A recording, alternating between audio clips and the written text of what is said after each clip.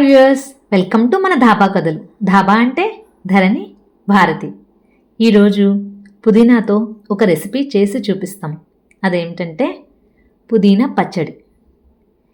ఈ పుదీనా చూడండి ఎంత ఫ్రెష్గా ఉందో. ఇది మేము మా టెర్రస్ గార్డెన్లో పెంచుకున్నది. స్మెల్ అయితే చాలా బాగుంది, చాలా తాజాగా ఉంది. ఈ పుదీనాని పెంచుకోవడం చాలా ఈజీ కూడా. మీకు వీలైతే అందరూ పెంచుకోవచ్చు. చాలా ఫ్రెష్గా ఎప్పటికప్పుడు మనం చేసుకోవచ్చు. ఇక్కడ నేను ఒక 2 పెద్ద గుప్పెళ్ళు పుదీనా తీసుకున్నాను. చాలా తాజాగా ఉంది, చాలా మంచి స్మెల్ వస్తుంది. ఈ పుదీనాకి నాకు ఒక పెద్ద నిమ్మకాయ సైజ్ అంతా చింతపండు పడుతుంది. ముందుగా ఈ చింతపండుని వేడి నీళ్ళల్లో వేసి మరిగిద్దాం, లేదంటే వేడి నీళ్ళల్లో అన్నా వేసేయచ్చు. అలాగే నేను చూపించినంత బెల్లం 2 పడుతుంది. మరిగించాలి. ఈ నీళ్ళు ఇలా మరిగించి ఉంచుకోవడం వల్ల మనం పచ్చడి చేసేటప్పుడు మనకి అవసరమైతే దాన్ని వాడుకుంటాం. అప్పుడు పచ్చడి పాడవకుండా ఉంటుంది. ఎంత మన ఇంట్లో పెంచుకున్న ఆకైనా ఏ కూరగాయలన్నా కాస్త కల్లుప్పు వేసి కడుక్కోవడం వల్ల దాని మీద ఏమన్నా ఉంటే పోయి మనం వాడుకోవడానికి బాగుంటాయి. ఒక 2 నిమిషాలు నేను ఉప్పులో నానబెట్టేసి నీట్గా వాష్ చేసుకొని పక్కన పెట్టుకున్నాను.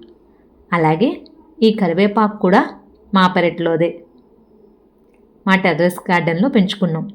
ఏదన్నా సరే మన దగ్గర పెంచుకున్నా ఎంత తాజాగా ఉంటాయో చూడండి, ఎంత ఫ్రెష్గా ఉందో అసలు. ఈ పచ్చడికి నాకు ఒక 18 దాకా ఎండుమిర్చి, 18 to 20 ఎండుమిర్చులు పట్టినాయి. అలాగే ఒక గుప్పెడు ధనియాలు పట్టినాయి. వాష్ చేసుకొని పుదీనాన్ని అట్లా స్ట్రెయిన్ చేసుకొని ఉంచుకున్నాను రెడీగా. చింతపండు కూడా ఈ లోపు నాని ఉంటుంది. ఇప్పుడు ప్యాన్లోకి కొద్దిగా ఆయిల్ వేసి మనం తీసుకున్న ఎండుమిర్చిని, ధనియాల్ని వేయించుకుందాం. నూనె బాగా వేడెక్కాక వేస్తేనే బాగుంటుంది. వెయిట్ చేసి నూనె వేడెక్కినాకే వేయండి. ఇవి వేపిస్తూ ఉండండి. ఎంతసేపు వేయించాలంటే ధనియాల యొక్క స్మెల్ మంచిగా మనకి రావాలి. అప్పుడు దాకా వేపుకోవాలి. పచ్చిగా తీయకూడదు, కంగారు పడకూడదు. లో టు మీడియం ఫ్లేమ్లో కావాల్సినంతసేపు వేయించుకోండి. ఎర్రగా మారాక ఒకసారి వాటిలో 2 రెమ్మల కరివేపాకు కూడా వేసుకున్నాను. ఈ పచ్చడికి కరివేపాకు కూడా బాగుంటుంది. అది కూడా బాగా క్రిస్పీగా వేగేంత వరకు వేయించండి. మొత్తం ఎర్రగా వేగి అంతా మంచి స్మెల్ వస్తుంది ఇల్లంతా అనుకున్నప్పుడు ఆ పోపుని పక్కకు తీసేసుకోవాలి. ఈ పుదీనా వల్ల ఎన్నో ఆరోగ్య లాభాలు ఉన్నాయి కాబట్టి ఇది ఒక టైప్ ఆఫ్ రెసిపీ. దీంతో ఇంకా చాలా రకాల రెసిపీస్ చేసుకోవచ్చు. త్వరలో అవి కూడా చూపిస్తాం. ఇప్పుడు స్ట్రెయిన్ చేసి పెట్టుకున్న పుదీనాను కూడా కొంచెం ఒక స్పూన్ ఆయిల్లో వేసి బాగా మగ్గనివ్వండి. మొత్తం పుదీనాలో ఉన్న నీరంతా పోయి పుదీనా ఒడిలిపోవాలి. అప్పుడు దాకా వేపుకుంటూ ఉండండి. ఇంకా ఈ పుదీనా విషయానికి వస్తే ఇది మంచి స్మెల్ ఉండడం వల్ల ఎవరికన్నా బ్యాడ్ బ్రీత్ అంటే నోటి దుర్వాసన సమస్యలు ఉన్న వారికి చాలా బాగుంటుంది. రోజు వాళ్ళు వాడుకునే వినియోగించే వాటిల్లో ఈ పుదీనా రిలేటెడ్ వంటకాలు కానీ, గ్రీన్ టీ రూపంలో కానీ, జ్యూస్ రూపంలో కానీ తీసుకుంటే ఇది చాలా బాగా పనిచేస్తుంది వాళ్ళకి. ఇప్పుడు నేను ఇక్కడ రోటి పచ్చడి చేస్తున్నా కాబట్టి రోటిలోకి వేయించిన ధనియాలు, ఎండుమిర్చి తీసుకొని బాగా దంచేసుకోవాలి మెత్తగా అయ్యేంత వరకు. ఇప్పుడు అందులోకి ఒలిసి పెట్టుకున్న ఒక పెద్ద కాయ వెల్లుల్లిపాయ ఒలిసింది వేసుకున్నాను. అలాగే ఒక 2 స్పూన్లు జీలకర్ర. అవి 2 పచ్చివే వాడుకుంటాము. పచ్చి వేసి మిగతా వాటితో పాటు దంచేయండి. ఇప్పుడు సరిపడగా ఉప్పు వేసుకోండి. కల్లుప్పు వేసుకోవచ్చు. నేను ఇక్కడ పింక్ సాల్ట్ యూస్ చేస్తున్నాను. అది వేసుకొని బాగా దంచేయండి అంతా కలిసేలాగా.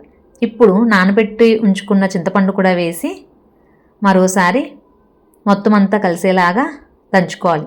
మనకి ఈ చింతపండులోనే బెల్లం కూడా ఉంది. మధ్యలో కావాలంటే మరిగించిన నీరు వాడుకుంటూ దంచుకోండి. అలాగే ఇలా బాగా వేయించిన ఒడిలిపోయిన పుదీనాను కూడా వేసి అంతా కలిసేలాగా దంచుకోవాలి. ఈ పుదీనా ఏమన్నా జీర్ణక్రియ సమస్యలు ఉన్నా సరే వాటి నుంచి కూడా పుదీనా తినడం వల్ల ఉపశమనం కలుగుతుంది. నేను ఉప్పు సరిపోలేదని కాస్త ఉప్పు వేశాను.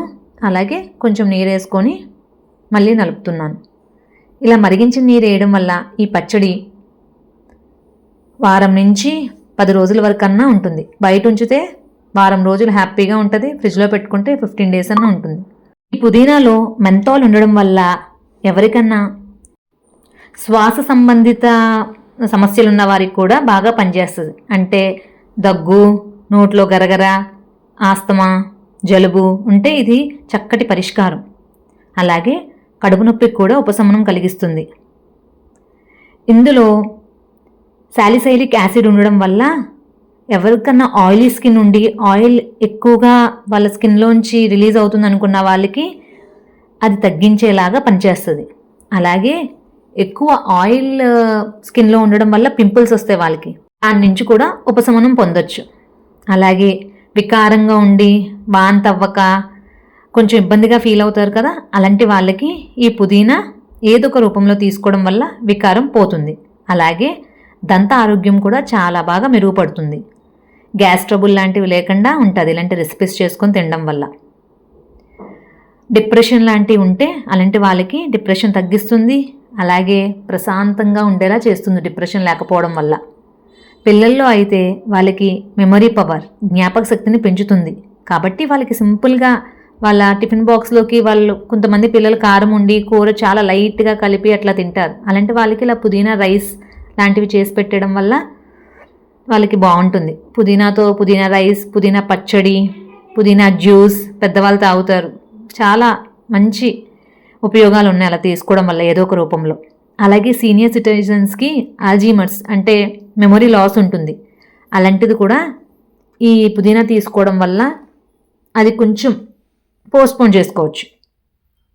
కడుపు నొప్పి ఉన్న ఉపశమనం లభిస్తుంది. అలాగే ముఖ్యంగా పాలిచ్చే తల్లులు దీన్ని తీసుకోవడం వల్ల వాళ్ళకి పాలిచ్చేటప్పుడు వచ్చే నొప్పులు తగ్గుతాయి. ఇప్పుడు నేను ఈ పచ్చడికి పోపు పెట్టేసుకున్నాను. రెగ్యులర్ పోపే, అందుకే దాని గురించి ఎక్కువ మాట్లాడలేదు. శనగపప్పు, మినపప్పు, ఆవాలు, జీలకర్ర, ఎండుమిర్చి, వెల్లుల్లిపాయ వేసుకొని పోపు పెట్టేసి పోపు బాగా వేగేదాకా ఉంచాలి. పోపు ఎంత బాగా వేగితే పచ్చడికి అంత రుచి వస్తుంది.